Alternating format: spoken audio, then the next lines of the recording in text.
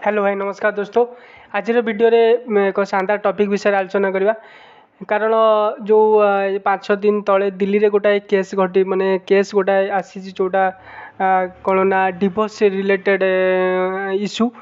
से विषय आलोचना करवा कौन है गोटे मुस्लिम महिला तार ना हूँ रेशमा से कौन कर दिल्ली हाईकोर्ट रे हाजर होती कारण तांकर स्वामी से सेकेंड मैरेज करिया को जाउची तो से दिल्ली हाईकोर्ट से पिटिशन दायर कर स्वामी ना केस आनछंती एवं से पोलीगामी इश्यू उठे पोलीगामी एक्चुअली मेन माने है कि गोटे लोक जिते बहुत स्त्री माने 3-4टा स्त्री लोक बा गोटे रु अधिका स्त्री लोक को विवाह करथांती सब पुरुष को पोलीगामी बोली कहा जाए तो से प्रोब्लेम उठे रेशमार कहया कथा है जदि से सेकेंड मैरेज कर तो मु बर्बाद हो कारण मो मो मोर गोटे 11 मासर पिला भी अच्छी है से इश्यू विषय आम आज आलोचना करवा तो चलतु वीडियो को स्टार्ट करिया पूर्वर आम चैनल को लाइक एवं सब्सक्राइब करूँ देखु यही केस रे पोलीगामी तो बहुत एक्चुअली कंट्री वाइज भी देखा मिले किंतु आप देखिए गोटा मिजोराम रे सबुठ बड़ फैमिली लार्जेस्ट फैमिली थिला मिजोराम रे जहाँकि से लोक टोटाल 38टा वाइफ थिला 38टा वाइफ थिला एवं 89 चिल्ड्रेन थिला 36 तान ग्रांड चिल्ड्रेन थिला एवं से 76 ईयर रे तांकर कौन रिसेंटली मृत्युवरण करछंती तो मिजोराम रे सबुठ बड़ फैमिली थिला एवं ताकू सेतिपई भी ग्रीनिश बुक रे भी माने अवार्ड रे सम्मानित करथिले तो सेतिपई सेटा गोटे टूरिस्ट प्लेस भी माने सेतले से टाइम रे हेतला एते बड़ फैमिली तो पोलीगामी खाली आम इंडिया रे होनी माने सारा वर्ल्ड रे भी देखा मिले तो वर्ल्ड जदि कथा कहबा तो आप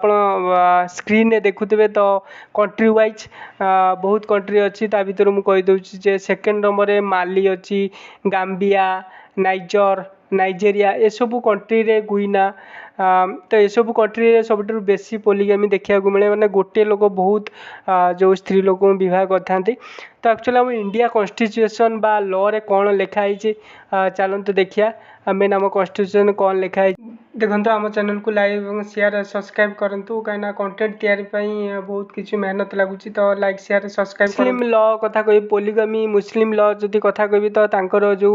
आप जानते जे सरी माने शरियात लॉ अच्छी एवं आम कॉन्स्टिट्यूशन लिखाई मुस्लिम पर्सनल लॉ एप्लिकेशन एक्ट 1937 रे लिखाई जदि जड़े पुरुष जदि सेकेंड मैरेज करने चाहते तो फास्ट वाइफ पाखु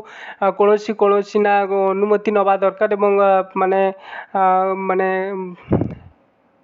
बिना अनुमति रे से सेकेंड मैरेज करें कौन लीगल ही तार डॉक्यूमेंट बा साइन करके दब एवं जदि फास्ट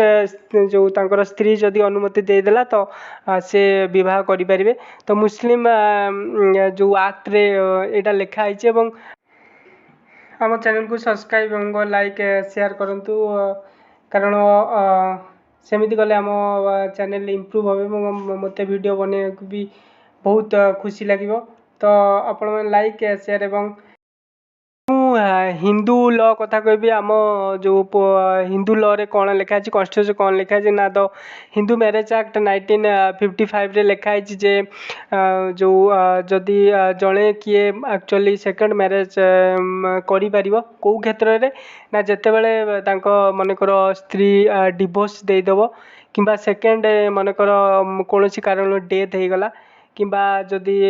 माने से माने पिला जन्म करिया अक्षम कि आउ कौन रिलेटेड जदि हम तो सेकेंड से मैरेज करें यहाँ हिंदू लॉ रे खाली लेखा नहीं यहाँ एक्चुअली बुद्धिस्ट जैन सिख समस्त सेम ही कानून अच्छी तो यही सब आम हिंदू लॉ रे हिंदू लॉ रे सब नियम सब अच्छी तो जदि कहबी गोटा है पोलीगामी आ गोटा है पोलाइंड्री अर्थ हो कि जड़े माने नारी जोटा कि 5 जन पुरुष को माने उल्टा आ कौन पोलीगामी मतलब कौन जड़े पुरुष बहुत जन माने नारी को विवाह हेले कौन ताको पोलीगामी कह जाए पोलाइंड्री माने जड़े नारी जदि बहुत स्त्री लोक माने बहुत पुरुष सहित बाहागर करेंगे तो ताको कुहाଯାଏ पोलेंट्री। आपण आम जानथिबे कि आमर जो हिंदू ये जो अच्छी कौन ना पंचु पांडव जड़े जो पंचु पांडव बाहा कर नथिले द्रौपदी को तो सही सेम केस जदि घटे ताको कुहाଯାଏ पोलेंट्रेरी है। तो यही केस इश्यू अच्छे एक्चुअली ये जो महिला जो पिटिशन दायर कर दिल्ली हाईकोर्ट रे तो से दिल्ली हाईकोर्ट सेंटर को जवाब मागी कि एक्चुअली यार कन्स्टिट्यूशन कौन सब लिखाई आमको सब रिपोर्ट दिए और अगस्ट 23 रे यार केस शुणाणी हम। तो आज वीडियो ये आप वीडियो को लाइक शेयर सब्सक्राइब करूँ। नमस्कार, जय हिंद।